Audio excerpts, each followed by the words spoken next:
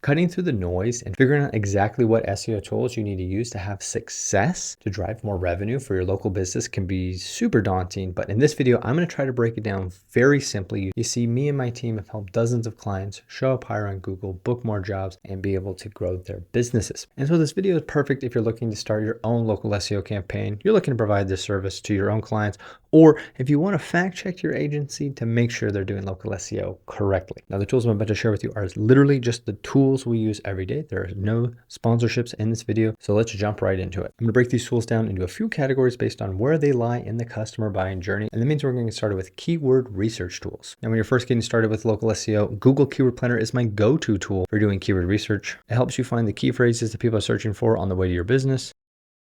And you can even geotag by your location, which is super helpful. Now, this feature is included in the paid SEO tools like SEMrush, Ahrefs, SE Ranking. And so when the time comes and you start to invest in one of those tools, you'll probably do your keyword research there. But in the meantime, Google Keyword Planner, absolutely useful. And if you want some more information on how to use Google Keyword Planner, then check out this video where we break it down in depth. And of course, you don't want to forget about Google. Actually going on Google, typing the keyword in and seeing what shows up is going to be massively important. And that brings us to the next topic, which is competitor research. And I think this is one of those places where you have to rely on the big SEO tools. Now, the nice thing is that some of them have lighter versions you can use. For instance, SEMrush has a 7-day free trial.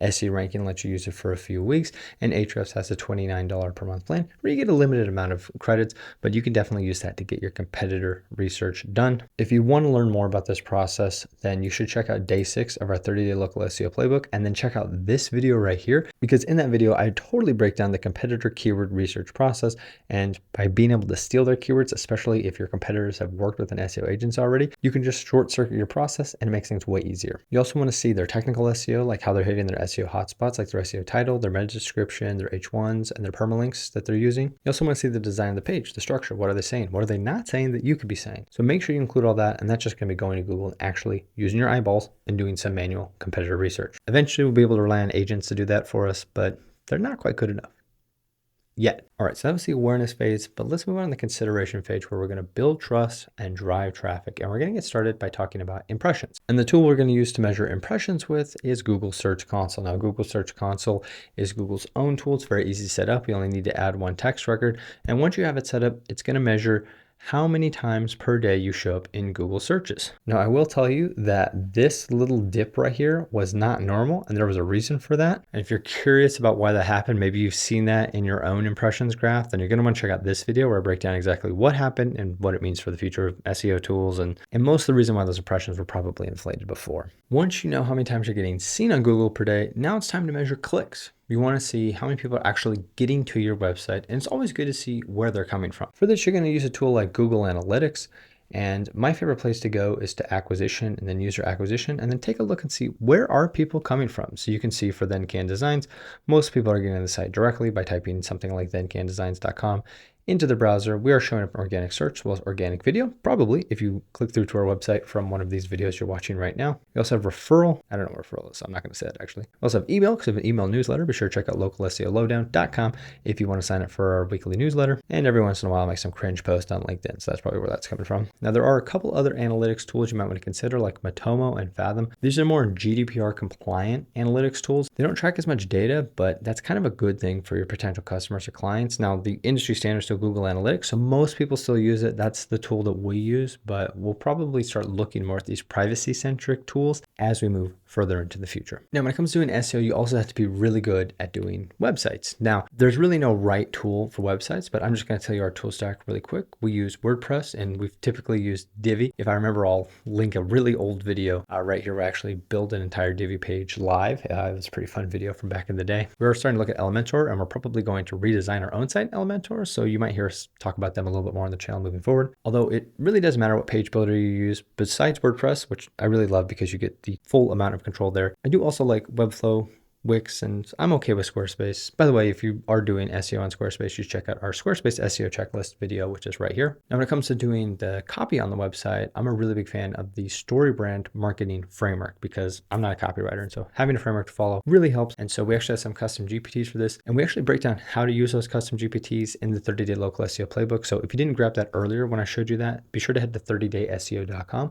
grab your playbook, head to days 14 and 15, and I'll actually show you how to use that. And we actually even have a custom GPT that can help you use the 30-day local SEO playbook. So we love custom GPTs here at That and Can. And last but not least, when you're building your website or maybe working on some new pages, maybe some location pages, because you're trying to target the other areas that you serve in your geographic region. And I'm a big fan of using Canva to map those out. Of course, if you know how to use Figma or if you want to use something like Miro, that's totally fine. But again, we just keep it simple. We use Canva. All right. And the last thing we want to look at is user experience, because you don't want to go through all this work just to have some bottleneck somewhere in the customer buying journey on the website. And so we're a big fan of clarity. Not only is it GDPR compliant, but it's completely free. I have no idea what this person's doing on our site right now. You can see they're copying and pasting text. Somebody in Canada out there, I'm watching you, Canada, seeing what you're doing out there, stealing our tactics. That's all right, Canada. We forgive you. We love you up there. But hey, check it out. It's using JavaScript to track the people using the site. And it's really cool because what it does is let you see if there's any bottlenecks. I've seen buttons not work. I've seen text be wrong, and it's helped us improve the customer journey on our clients' websites. Massively helpful. You need to check out this tool. Again, it's completely free and it's from Microsoft. Now, once we get past the consideration phase, now it's time for people to start making a decision. And one of the most important things for local SEO is the Google Business Profile. Now, most of what you'll do for the Google Business Profile is in that little GBP panel. So I won't bore you with details on that. You probably already know about that. Now, when you're doing a GBP audit and optimization, you want to make sure that you're including not just your primary category, because that's one of the most important ranking factors, but also your secondary categories. My favorite tool for this is Plepper. And so I actually searched in the city next to us, so we weren't ranking as high. But you can see right here with Plepper, you get this extra little panel here that tells us all the categories. It used to also tell you the amalgamation of the categories. That's a little bit more hit or miss lately, but still a really good tool. An alternative is GMB Everywhere, which is great if you're just doing your own SEO or for a handful of clients. But if you have a lot of clients, you're going to have to pay for it. Not a big deal. It's really not that expensive, but just letting you know. And both of those are just Chrome extensions, so very easy to get set up. And they just layer right on top of Google Maps. And when you're filling out the GBP, you're going to get to the services and the product descriptions. I'm a big fan of just using ChatGPT to fill that out. So feel free to just go through and fill those out, but I would try to do only a few at a time, not bust them all out at once. And if you know what I'm talking about, you know that you'll have a lot to do. Plannable is a nice social media scheduling tool. The last time I checked, you can do 50 posts per month for free. And so for a lot of people, I recommend just using that to schedule your GBP post, because getting about one post per week is the perfect velocity, I feel, for giving your GBP some activity and teaching the algorithm more about your business. I have a GBP posting strategy in that 30-day local SEO playbook. So again, 30dayseo.com. Make sure you have your copy. And last but not least, when you're making your GBP post, it can be very helpful to have visuals. So make those engaging and just use a tool like Canva to whip those up. Don't take too much time, because studies show that humans don't really look at those. So it's mostly for the algorithm. But if you can include stuff like your keywords in the images, as well as your phone number, that can be helpful. And then when it comes to getting leads on your website, obviously you want to track where you're getting your form submissions. Because we use WordPress, we're a big fan of gravity forms. And so we occasionally check on that. And then also because of WordPress, we have to check email deliverability. Are these emails getting to our clients? Massively important. And when it comes to calls, you can use tools like CallRail. We don't personally use that in our agency, but some people do that. They give you a call tracking number. A lot of our clients don't like that because it gives them a different number, and they tend to have their number on their trucks and things like that. And they don't like the confusion that it can cause by having like 6 different phone numbers. Another thing you can do in lieu of that is have events in GA4, which is Google Analytics 4. If you don't know how to do that, you should drop a comment below and maybe we can do a video on that in the future. But if you just ask ChatGPT about it, there are a lot of videos on YouTube already. But again, if you want me to do one, just drop a comment below and we'll make a video about that in the future. Now, it'd be great if everybody made the decision to work with us, but the fact of the matter is, when you start to rank for something, you really have to build that up with authority. So we're going to talk about advocacy in this next section, which has to do not just with authority, but also with audits, because you want to keep refining. And the first thing we'll talk about is backlinks. How do we get more backlinks for our business? And the first tool I want to talk about is like a citation manager. Citations aren't as important as they used to be, but they are still important because it tells Google that you are a local business.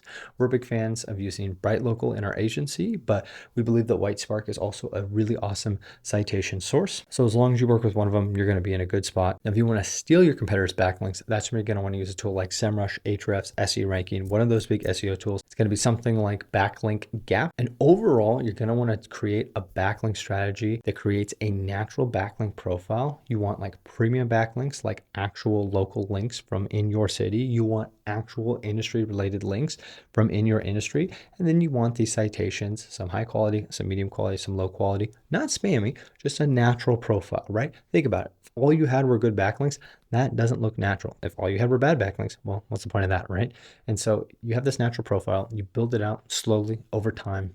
That's what you want to do. And if you're new to backlinks, you have no idea what the hell I'm talking about, you should check out this video where I break it down in about 15 minutes. Or you should hit a 30-day local SEO playbook, because I spent days talking about how to build a natural backlink profile. All right, now when it comes to technical SEO, even though we use SEMrush as our main SEO tool in our agency, I love Ahrefs because they have a free tool that's super, super awesome. And it's this site audit tool, and it is amazing. Literally all you have to do is add one text record and you'll have access to this tool for free. And it's amazing. And see, our score has been 99 for a long time, and now we're 96. So we should probably look into that and see what our issues are. But seriously, Google respects a clean sitemap. And so the less technical issues have, the better. And that also just brings me to like general audits. So like, what should you do for tools like that? And my favorite tool for either audits or for creating a strategy is using Screaming Frog. It's completely free up to 500 pages, which I will say for about 98% of use cases is just good enough. When you use this tool, just click this little filter right here and click HTML. That'll get rid of all the images and everything else that show up on your website. When you're done, I like to do export and then save and open in Google Sheets. You'll have to connect that first, obviously, which brings me to my other favorite tool, and it's Google Sheets. We've tried so many tools for writing SEO strategies down, and we've literally just gone back to Google Sheets again recently because it's just simple and easy to use. Everyone knows how to use it. Everybody knows how to read it. And so it's great for that. All right, so we've made it to the final section. We've done everything we need for the customer journey. We've also gone back, refined our strategy, built authority to rank higher, but none of this matters if we're not tracking results. But if I lead with these things, people leave the video early, so I always leave them for the end. Make sure you have the right tools for these. And so let's talk about the two sets of tools that you need to track your results. And the first is for tracking your results in GBP or in Google Maps. And these are called Geogrids because your location is very dependent on where you're going to rank in Google Maps. There's two tools that I recommend. The first tool is called Local Falcon, and it's about $25 per month for what you're probably going to need. And the other is Whitespark's Local Ranking Grids. And you can get started with them for a lot less. But I will say credit for credit, Local Falcon is a little bit cheaper. But if you want to get in at a lower entry point, then Whitespark's tools not only look way sexier, but they're a little bit cheaper to get started. So that's the one I've been recommending to a lot of. And so that's a tool I've been recommending a lot more lately. Now, if you check out this video, I actually break those tools down in depth and give some more suggestions. So you might want to check that video out before you invest. And last but not least, you're going to want a SERP tracker tool. And what that tool is doing is it's going to be tracking where you're showing up in the search engine result pages. Now, I'm a big fan of SERP Fox. Yes, SERP Fox. Go look that up. Click the little left button on their pricing page. They actually have a free tool for your first 10 keywords, and it's very affordable for the next couple after that. But of course, eventually you're going to upgrade to one of these paid SEO tools like SEMrush, Ahrefs, or SE Ranking, and they have position tracking built in. It looks a little something like this, and this is pretty cool because this is 2 years of data, so you can see where we weren't showing up for this keyword at all. Slowly started to trend up over time.